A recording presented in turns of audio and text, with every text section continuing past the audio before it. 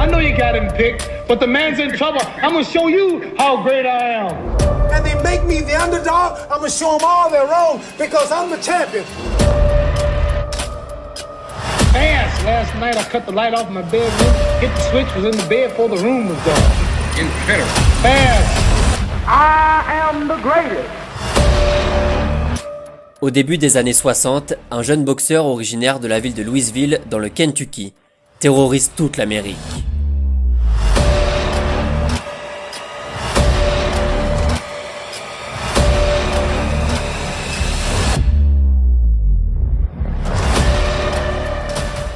Son nom, Mohamed Ali. 1m91 pour 100 kg de muscles, de puissance et d'esquive. Un combo dévastateur qui remporte ses 30 premiers combats en professionnel, dont 22 par KO de son adversaire. Les débuts effrayants d'un monstre et d'une gueule aussi grande que son talent, d'un boxeur, né pour dominer son sport.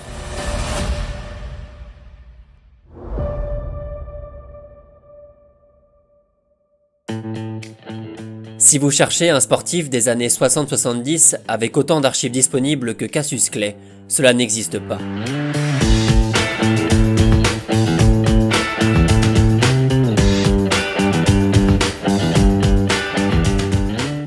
Si vous cherchez un sportif dont l'alchimie entre sa carrière sportive et sa personnalité hors du commun a fasciné les foules partout où il est passé, vous ne trouverez sûrement jamais mieux que la vie de Mohamed Ali. Dans ses yeux, il y avait l'arrogance du surdoué, la rage du combattant, la folie de l'artiste.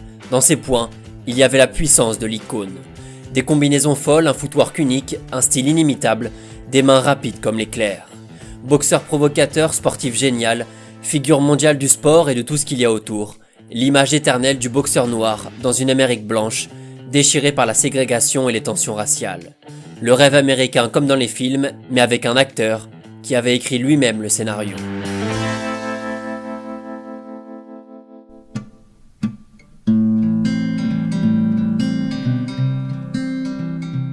Les Jeux Olympiques d'été de 1960 se déroulent en Italie, à Rome, et rassemblent les sportifs du monde entier autour de 150 épreuves différentes. Malgré la victoire écrasante de l'Union soviétique au classement des médailles, les États-Unis découvrent un jeune boxeur de 18 ans, médaillé d'or chez les mi-lourds, après avoir remporté sans aucune difficulté les 4 combats pour accéder au titre olympique. Il s'appelle Cassius Clay et vient tout juste d'entrer dans la cour des grands, après des débuts quelques mois plus tôt lors des National Golden Gloves, une compétition amateur réunissant les vainqueurs des tournois régionaux américains. Une compétition qu'il remporte en mi-lourd en 59, puis en poids lourd en 1960. Le jeune originaire de Louisville n'a pas le temps et profite de sa célébrité naissante après la médaille d'or dans la ville éternelle pour passer en professionnel avec déjà une confiance aveugle en son talent. They think that I am becoming overconfident, but I will never be so overconfident until it would interfere with my training program. I'm gunning for Floyd Patterson and Sonny Liston. And if they get in my way, I will annihilate them also. Le sourire est présent, la confiance est très haute, la garde est un peu plus basse. Premier combat et première victoire pour Cassius Clay devant son public, dans le Kentucky. Nous sommes alors à la fin de l'année 1960.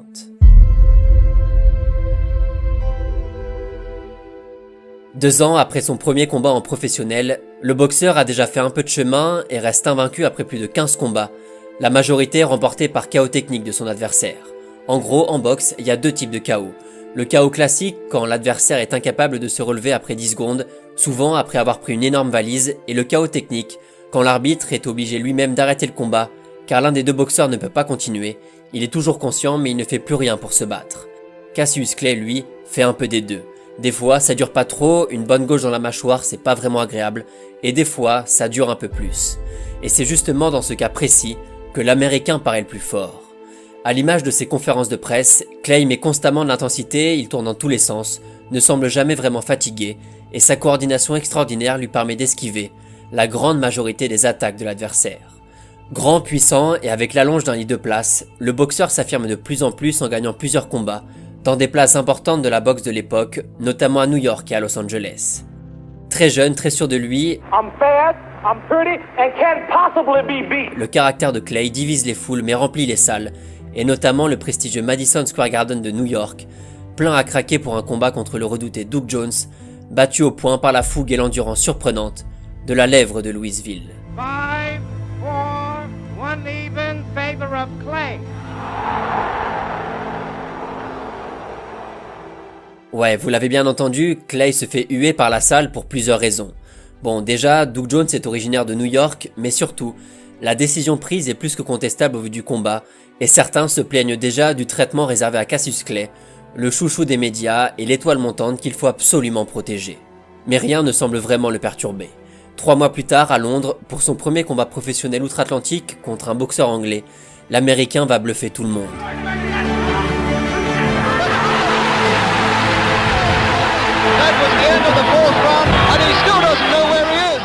Trop attentiste au niveau de sa garde, Clay se prend une énorme gauche et tombe dans les cordes. On croit alors à la fin du combat, à sa première défaite contre le Britannique Cooper, mais il en faut beaucoup plus pour le mettre KO. Cassius semble renaître de ses cendres et envoie tout ce qu'il a pour inverser la balance, une intensité folle dans chacun de ses coups, pour l'un de ses plus grands combats.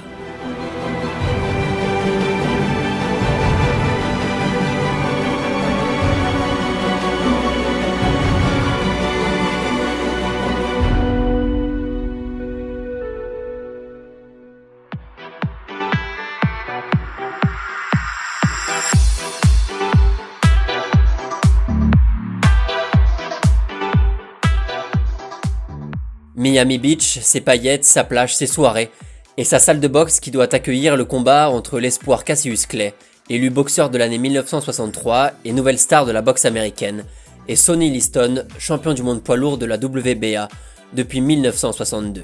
He's too ugly to be the world champ. The world champ should be pretty like me. Well, he told me to bet my life that you wouldn't go 3 rounds. Well, if you want to lose your money, then bet on Sunday. Pour les fans, il n'y a pas photo.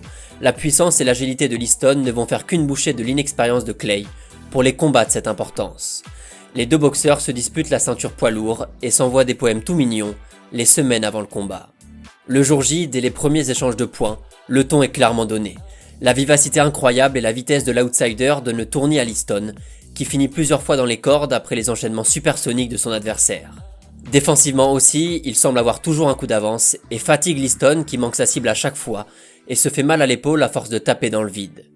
Mais Sonny va revenir petit à petit face à un Clay qui semble gêné et refuse le combat, aveuglé par la pommade de son adversaire qu'il aurait reçu dans l'œil et fortement gêné durant le 5e round. Esquivant son adversaire, courant aux 4 coins du ring, Clay revient après la pause en bien meilleure forme pour enfoncer un Liston clairement diminué et contraint à l'abandon dès la 6e reprise. Le jeune américain vient d'épuiser son adversaire, il est champion du monde poids lourd à 22 ans, transcendé par le combat et toujours aussi modeste. I must be the greatest. I am the king of the world. Hold it. I'm pretty. You're not that pretty. I'm a bad man. I shook up the world. Cette soirée du 25 février 1964 marque un tournant dans la vie du boxeur, son dernier combat sous le nom de Cassius Clay avant sa conversion à l'islam et son passage sous le nom de Cassius X, rejetant ainsi son nom d'esclave Clay qu'il portait depuis sa naissance. Clay was a white man's name, was a slave name, and I'm no longer Clay, I'm no longer a slave, so now Muhammad Ali. Il rejoint la nation de l'islam et prend quelques semaines plus tard le nom de Muhammad Ali. Sur le papier, le nom change, sur le ring par contre, c'est toujours la même chose.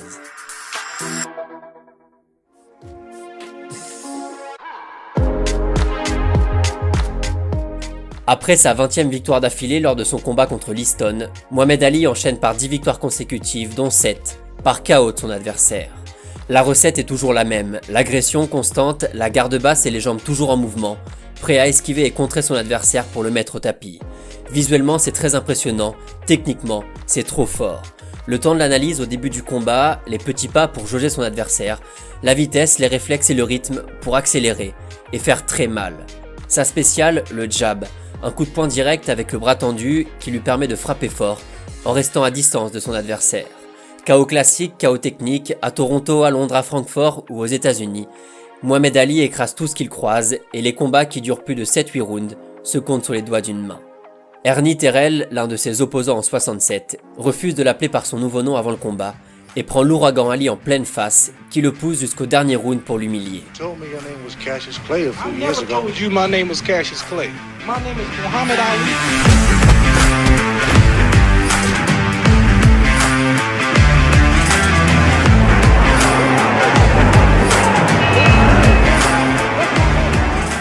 À la fin de son 29e combat remporté pour toujours 0 défaite en mars 67, le boxeur va faire parler de lui pour une toute autre raison, que son talent sur le ring.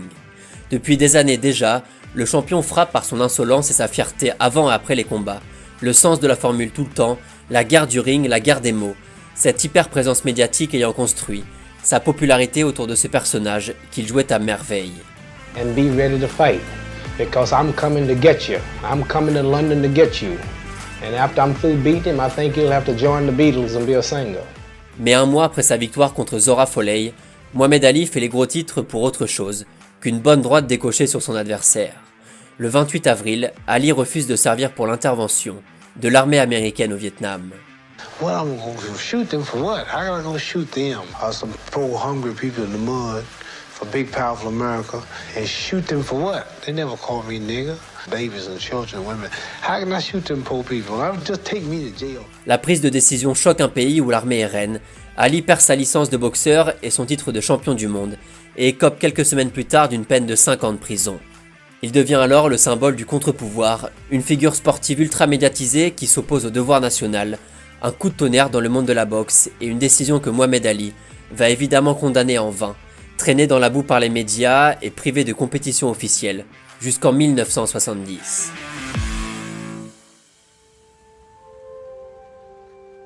Trois ans après sa condamnation, Mohamed Ali obtient enfin gain de cause face à la Cour suprême américaine qui lui autorise à récupérer sa licence de boxe. Après un premier combat de reprise qu'il remporte après le 15e round contre l'Argentin Bonavena, réputé pour sa résistance face aux coups de ses adversaires, Ali se remet en jambe avant de repartir à la conquête du titre de champion du monde. Mais à l'époque, un autre boxeur fait les gros titres depuis sa médaille d'or olympique à Tokyo en 1964. Joe Frazier, 1m81 seulement, mais un vrai cogneur qui frappe très fort. Un superbe défenseur dont les qualités d'anticipation lui permettent d'esquiver les coups, notamment via des mouvements verticaux, adepte du corps à corps et des coups portés dans les côtes. Très endurant pendant ses combats, bourreau de travail et doté d'un crochet gauche à faire pâlir un punching ball, Frazier se présente en 71 comme le champion en titre invaincu, vainqueur de 23 de ses 26 combats, par KO de son adversaire. Une machine qui a de quoi faire peur à Mohamed Ali, écarté des rings pendant 3 ans, et dont la forme pose question avant le grand combat que tout le monde attend. Les deux boxeurs, amis avant le combat suite au soutien permanent de Frazier pendant la suspension d'Ali, vont finir par se détester suite aux envolées lyriques classiques de Mohamed Ali, les semaines précédant la confrontation. Le natif de Caroline du Sud n'en revient pas de la violence des propos portés par Ali, et l'avouera plus tard, dans le vestiaire avant le combat, il a prié pour tuer Mohamed Ali.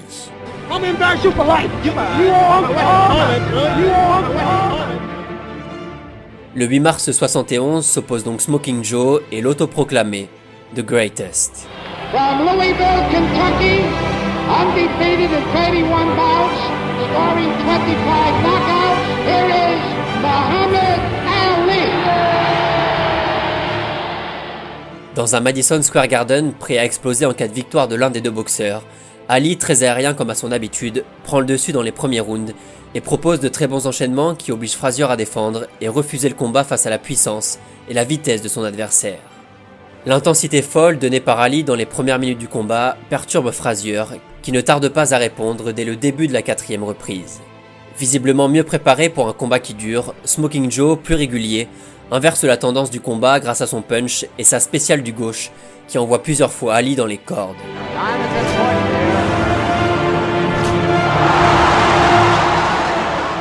Malgré la violence des coups portés par Frazier et la durée du combat, Ali résiste comme il peut, et le combat se poursuit jusqu'au 15e round. Sans trop de surprise, Frazier est déclaré vainqueur au poing, et conserve sa ceinture de champion du monde poids lourd. Smoking Joe vient de fumer Mohamed Ali. L'animosité terrifiante et la durée du combat marquent les esprits et l'organisme des deux champions, forcés de passer plusieurs jours à l'hôpital après la confrontation. Mohamed Ali vient de subir sa première défaite professionnelle contre plus fort que lui, un combat légendaire qui a marqué les esprits et laissé des traces. Mohamed Ali a perdu, mais il va tout faire pour se relever. Les mois qui suivent le combat contre Smoking Joe, il affronte les grands noms de la boxe américaine de l'époque et remporte 10 combats d'affilée pour se rassurer et préparer son retour aux choses sérieuses. Mais le début de l'année 73 est marqué par deux grands événements. D'abord, Joe Frazier, toujours invaincu, est humilié par George Foreman, Big George, le nouveau roi des poids lourds, 1m92 et 100 kg de puissance, qui envoie 6 fois son adversaire au sol pour la victoire la plus marquante de sa carrière. 2 mois plus tard, à la surprise générale, Muhammad Ali est battu par Ken Norton en Californie, pourtant loin d'être favori de ce combat. Malgré des dimensions similaires, Norton semble plus affûté sur le ring et surprend Muhammad Ali dès la 2e reprise d'un crochet du droit en plein dans la mâchoire. À la fin des 12 rounds, Norton est donné vainqueur par 2 juges sur 3. L'équation est donc la suivante. S'il veut retrouver sa légitimité et faire honneur au surnom qu'il s'est donné, Ali n'a qu'une seule solution. Il doit prendre sa revanche sur Ken Norton et Smoking Joe et vaincre le colosse George Foreman pour récupérer son titre.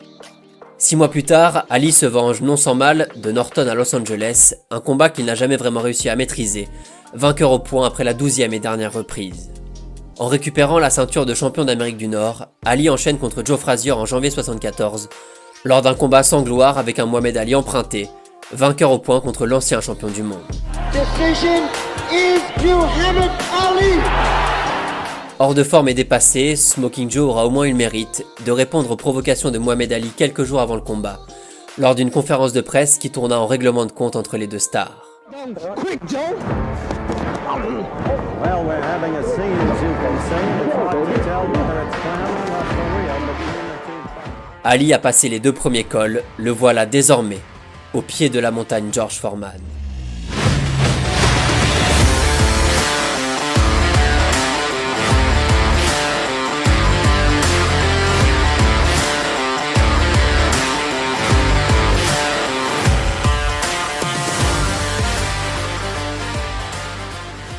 Big George terrifie sa catégorie et reste invaincu après son 40e combat, dont 37 remportés par KO dans des temps records.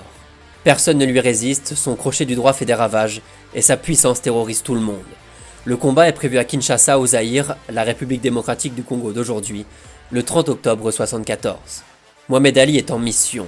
Son objectif, user de sa mobilité, sa grande force, et résister dans les premiers rounds face à l'agressivité de Foreman pour faire traîner le combat au maximum dans le but d'épuiser son adversaire. You know what I did last week? Last week, I murdered a rock, injured a stone, hospitalized a brick. I'm so mean I make medicine sick. He talks too much, he's ugly, he's pretending I'm the true champion, and they make me the underdog. I'm gonna show them all they're wrong because I'm the champion. Ali s'entraîne, travaille son endurance, répète ses gammes pour mettre en place son plan et récupérer sa ceinture qu'il a perdue 7 ans plus tôt. Muhammad Ali traverse le pays pour communier avec un peuple devenu fan de lui. Partout, les mêmes scènes de liesse et d'extase au passage de la superstar américaine, du showman compulsif dont le caractère plaît beaucoup, à un pays devenu l'espace de quelques jours, l'épicentre de la scène sportive mondiale. Le show est partout, les 2 hommes s'envoient évidemment quelques pics avant le combat. Près de 80 000 spectateurs seront présents dans le stade de Kinshasa, prêts à accueillir The Rumble in the Jungle, littéralement, la baston dans la jungle. All of you, I know you got him. I know you got him picked, but the man's in trouble. I'm gonna show you how great I am.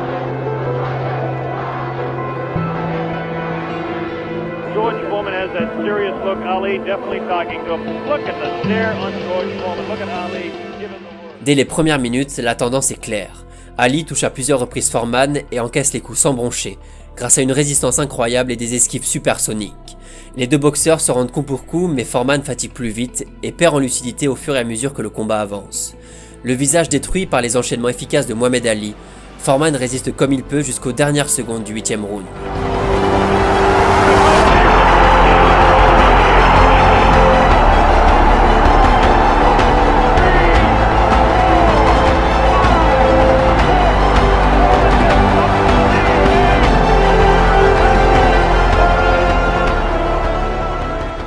Muhammad Ali vient de remporter la plus grande victoire de sa carrière. Il a réussi à mettre au tapis le colosse qui domine sa catégorie depuis déjà quelques mois. L'accomplissement est monumental, le combat a tenu toutes ses promesses. Tactiquement, Muhammad Ali a mangé George Foreman et récupère sa ceinture des champions du monde poids lourd de la WBA. Big George dira plus tard, le fait qu'il ne m'ait pas frappé lorsque je suis tombé au sol fait de lui le plus grand à mes yeux. I told you, all of my critics, I told you all that I was the greatest of all time. Sonny Liston, I told you today, I'm still the greatest of all time.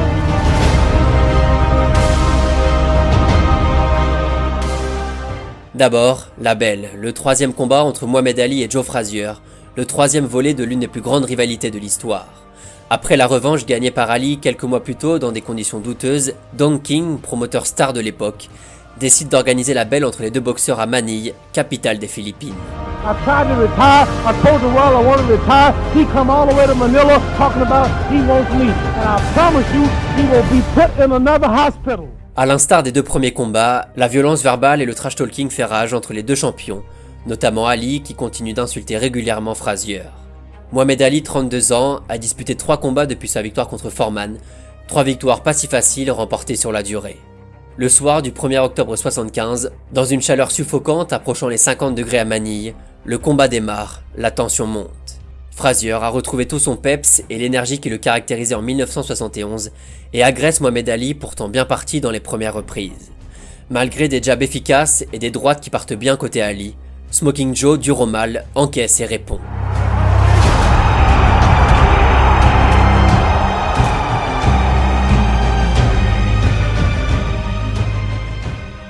Le combat est d'une intensité rare, les organismes subissent la chaleur, les coups, la tension. Seule l'adrénaline et l'orgueil permettent aux deux boxeurs de rester debout. Durant les 13e et 14e rounds, Ali semble prendre le dessus physiquement et pousse son adversaire à défendre, martelé par la puissance des coups du boxeur de Louisville. À la fin de la 14e reprise, Frazier est épuisé, marqué, défiguré. Son entraîneur décide de ne pas le laisser reprendre et Mohamed Ali est déclaré vainqueur du combat. Il n'a même pas la force de célébrer et s'évanouit sur sa chaise, entouré par son clan, qui tente de lui faire de l'air. Au bout de l'effort, après une démonstration épique de l'essence même de ce qu'est la boxe, les deux boxeurs sont adulés et viennent, selon beaucoup, de disputer le plus grand combat de l'histoire. Would you have been willing to risk your life to go out for that final round? Yeah.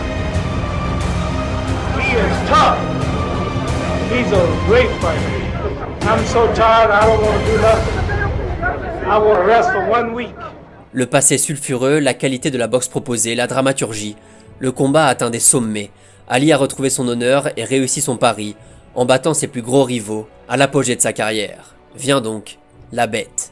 Après le combat contre Joe Frazier, The Greatest remporte 6 combats d'affilée pour conserver son titre. Entre 76 et 77, pas forcément brillant, pas toujours très juste, il subit néanmoins sa 3e défaite contre Léon Spinks, le 15 février 78. La vengeance, comme à son habitude quelques mois plus tard, de quoi récupérer son titre, puis 2 nouvelles défaites dans l'indifférence presque générale. La condition physique de Mohamed Ali s'étant nettement détériorée depuis maintenant quelques mois, et ses combats ne représentant plus que de simples vitrines commerciales pour son manager.